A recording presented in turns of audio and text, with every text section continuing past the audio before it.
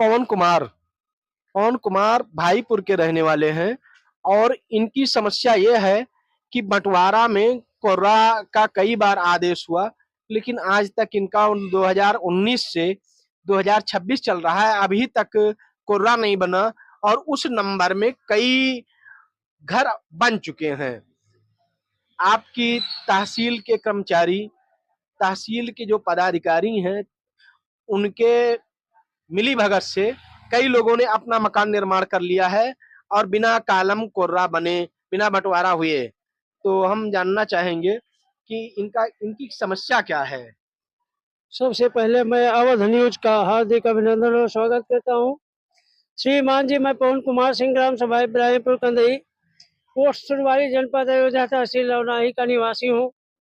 हमारी बाग गाटा संख्या 546, जिसमें का खा गा घा है 4 अंश है, जिसमें का अंश प्रथम श्रेणी मेरी है, जिसमें ग्राम सभा के अन्य खातेदार जैसे कि खा गा घा सभी लोग अपनी भूमि पर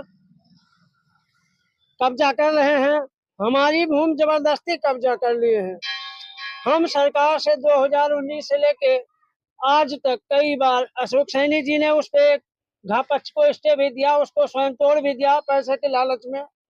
उस पे मकान बना दिया गया 23-24 में। एसडीएम द्वारा गलत रिपोर्ट लगाई जाती है और बार बार ये कहा जाता है कि रंगभेदी नक्शा आप लेके आओ तो हम बंटवारा कर देंगे। तो रंगभेदी नक्शा हमें कहाँ मिलेगा जब एसडीएम को नहीं मिलेगा। फिर हमने डीएम साहब को यहाँ समाधान दिवस में प्रार्थना पत्र दिया कि सर, हमारी बाग गाटा संख्या 546 में वीरेंद्र बहादुर सिंह पुत्र धर्मराज सिंह आदि ग्राम सभा के कई खातेदार, जिनका नाम बहुत लंबा पड़ जाएगा, यानी कि उन लोगों का एक एक 3-3 हाथ से ज्यादा जगह नहीं आएगी। उन्होंने हमारी जमीन को कब्जा कर लिया और कहते हैं कि जहां तक तुम्हारे पास दम हो तुम दौड़ते रहो, कुछ नहीं होगा, ना किसी का मकान गिरेगा, न खाली करवा पाओगे। जिला अधिकारी द्वारा एसडीएम को आदेश मिला कि आप मौके की जांच करें।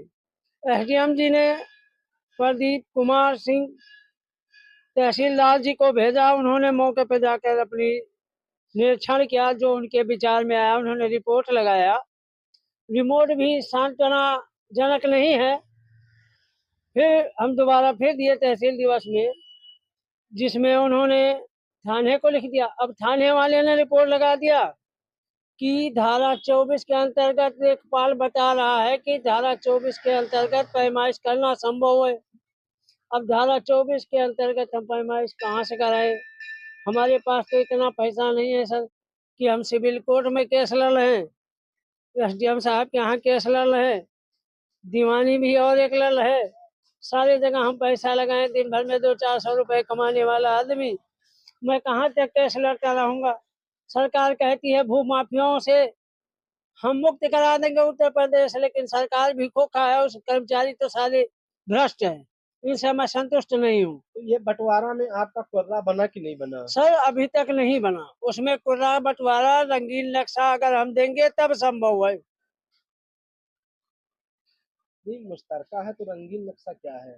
रंगीन नक्शा पहले था, रंगभेदी नक्शा था, हमारे पिताजी के पास था, वो बेचारे खत्म हो गए, हमें मिला ही नहीं कहाँ है कैसे है। हम वहाँ उसके लिए फैजाबाद में कई जगह जुगाड़ लगाए, लेकिन मिला है नहीं। तो बिना रंगभेदी नक्शा मिले बंटवारा संभव नहीं है, या पैमाइश भी संभव नहीं है, बता रहे हैं लेखपाल जी। जब कोर्रा बनेगा तभी तो कालम बनेगा। हाँ, तो लेखपाल कह रहे हैं हम कागज में अंश निर्धारण कर देंगे, जमीन में नहीं। जमीन में नहीं करेंगे जी।